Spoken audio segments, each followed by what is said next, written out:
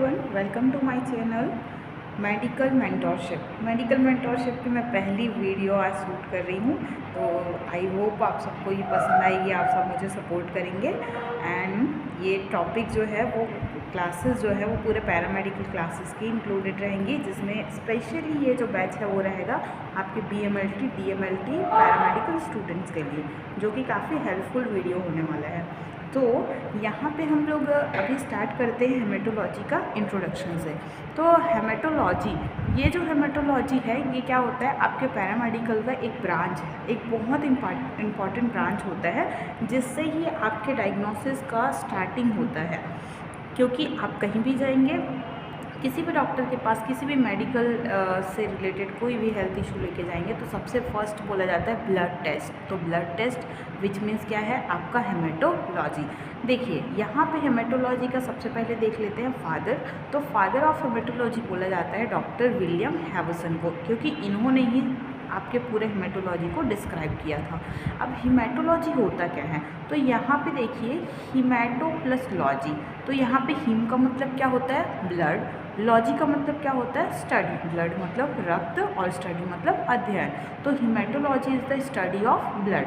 तो study of blood and introduction देखते हैं इसका। हेमेटोलॉजी मेडिकल साइंस का एक ब्रांच होता है या एक डिपार्टमेंट होता है बोल सकते हैं, जिसके अंतर्गत हम ब्लड का स्टडी करते हैं एंड ब्लड के components like RBC, WBC, platelet, plasma, protein का स्टडी करते हैं एंड ब्लड कंपोनेंट के नॉर्मेलिटी एंड एबनॉर्मेलिटी का स्टडी एंड मेजरमेंट करते हैं। देखिए नॉर्मेलिटी जानना बहुत इंपॉर्टेंट है। अगर आप जानते नहीं हैं कि कौन सा शेप, कौन सा सेल कैसा दिखता है, कौन से शेप का होता है, कितना नॉर्मल रेंज होना चाहिए, तो आप उसके एबनॉर्मेलिटी को आइडेंटिफाई नहीं कर पाएंगे, मेजरमेंट नहीं कर पाएंगे। इस वजह से बहुत इंपॉर्टेंट है आपको सारे कंपोनेंट्स की पहले क्या जानना, नॉर्मेलिटीज़ को जानना, देन आप जानेंगे उसको एबनॉर्मेलिटीज़ को आइडेंटिफाई कर पाएंगे। अब यहाँ पे देखिए हेमेटोलॉजी जो डिपार्टमेंट होता है, हेमेटोलॉजी डिपार्टमेंट में डिफरेंट सेल्स का मेजरमेंट एंड एग्जामिन करके फॉलोइंग बेसिस पर डायग्नोसिस करते हैं।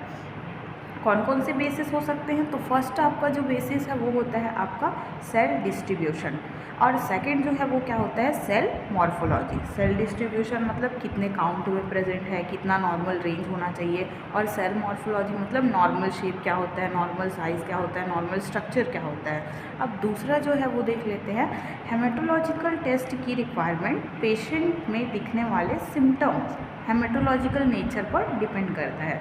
एग्जामिनेशन लाइक होता है weakness, vertigo and anaemia, pregnancy condition etcetera. तो आपको कोई भी डिजीज़ अगर होता है तो वो हेमेटोलॉजिकल नेचर, मतलब जैसे सांस लेने में तकलीफ़ हो रही है, बहुत जल्दी थक जा रहे हैं, इसका मतलब क्या है, ऑक्सीजन डिफिशियंसी। तो ऑक्सीजन डिफिशियंसी, तो ऑक्सीजन कैरिंग कौन करता है, ऑक्सीजन कैरी हीमोग्लोबिन प्रेजेंट कहाँ है, RBC के अंदर है।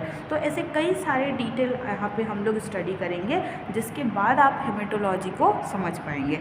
दूसरा चीज़ यहाँ पे एक वर्ड यूज़ किया गया है डायग्नोसिस। तो डायग्नोसिस वर्ड का मीनिंग क्या होता है, किसी के साइन एंड सिम्टम्स को देखते हुए हम कोई टेस्ट परफॉर्म करते हैं और उससे जो हमको रिजल्ट मिलता है उसी को हम बोलते हैं डायग्नोसिस। ऐसा नहीं कि आप किसी भी पेशेंट का कोई भी टेस्ट परफॉर्म करेंगे, वो जो टेस्ट है वो उसके नेचर, उसके साइन एंड सिम्टम्स पर डिपेंड करता है।